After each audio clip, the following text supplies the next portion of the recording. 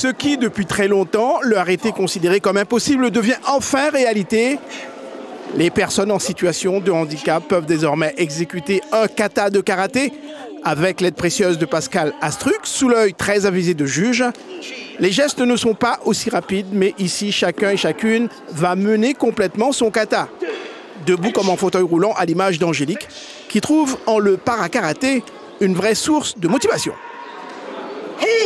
Le karaté fauteuil, c'est totalement possible, soit en fauteuil électrique, soit en fauteuil manuel, en fauteuil de sport aussi.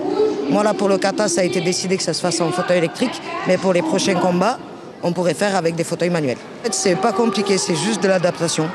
On s'adapte assez facilement mais grâce à Sensei. Moi, ça va être sur les membres supérieurs. Je ne vais pas utiliser l'inférieur.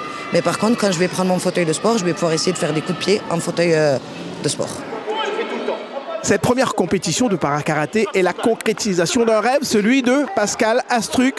Depuis 10 ans, malgré les embûches et les difficultés, il parvient enfin à amener le karaté chez ces personnes sensibles, mais capables. On est exactement comme n'importe quel citoyen. Nous sommes des Français à part entière et le karaté fait partie également de notre société.